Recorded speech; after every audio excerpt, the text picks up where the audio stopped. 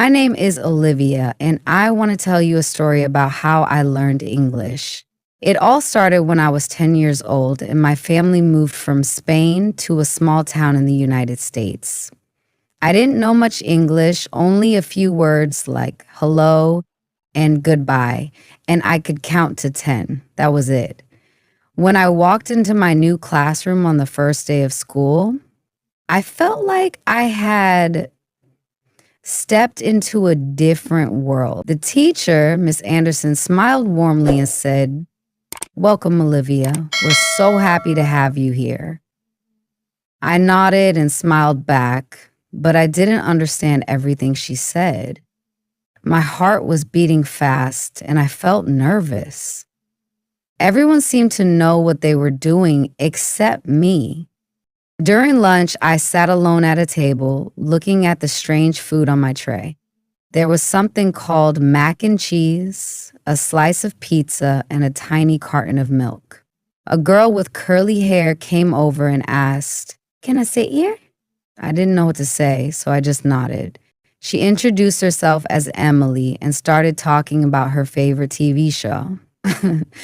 I didn't understand most of it, but I caught a few words like funny and cartoon. She must have noticed my confusion because she stopped and asked, "Do you like cartoons?"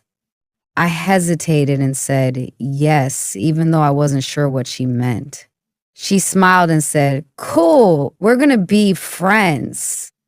Over the next few weeks, I learned a lot just by listening. Ms. Anderson would write a word of the day on the board, and we had to use it in a sentence.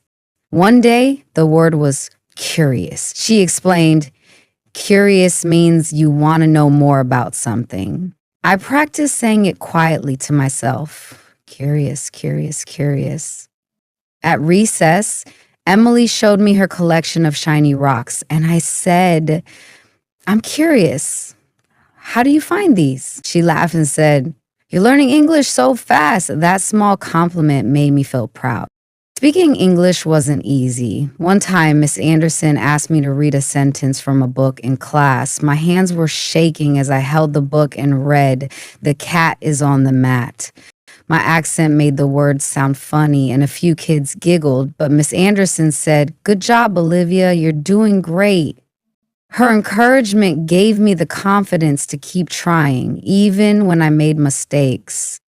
I started carrying a small notebook where I wrote down new words I heard. Words like homework, friendship, and adventure became part of my daily vocabulary.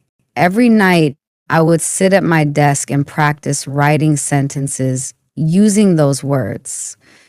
One of the hardest moments came when Miss Anderson announced that we had to give a short presentation about our favorite hobby. I loved drawing, but the thought of standing in front of the class and speaking English made my stomach twist. My mom noticed I was worried and said, "You don't have to be perfect, Olivia. Just try your best." On the day of the presentation, I stood in front of the class, holding a picture I had drawn of a sunset. My voice trembled as I said, "I like drawing. It makes me happy." The class clapped when I finished, and Miss Anderson said, "Well done, Olivia. That was very brave." Emily helped me learn fun phrases like, "What's up?" and "That's awesome." She was patient, and she never made me feel bad when I messed up. One day, we were playing on the swings and she taught me the word cloud. I pointed to the sky and said, "The cloud is big." She laughed and said, "You're getting so good at this." Moments like that made learning feel exciting instead of scary. At home, my parents tried to learn English too. We practiced together at the dinner table, saying things like, "Pass the salt," or "How was your day?"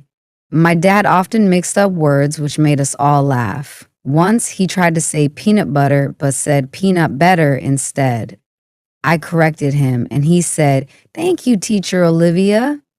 It became a family joke, and it reminded me that making mistakes was just part of the process.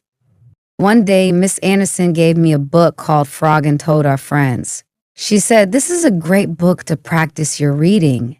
I loved it immediately. The sentences were simple and the stories were funny. I would read out loud in my room, repeating the words until they felt natural. I am Toad. I am Frog. I imagined myself as one of the characters, speaking perfect English. Reading became my favorite part of the day. By the time I reached middle school, I was speaking English fluently. I even started dreaming in English, which felt like a huge milestone. One morning, I woke up and realized I had been talking to Emily in my dream in perfect English. I ran to tell her, and she said, "That's amazing. You're basically a native speaker now." Her words made me realize how far I had come since that first day at school. Looking back, my journey to learning English was about more than just words. It was about courage, friendship, and believing in myself. Every mistake taught me something new, and every small success gave me the confidence to keep going. Now I want to tell anyone learning English the same thing my mom told me. You don't have to be perfect.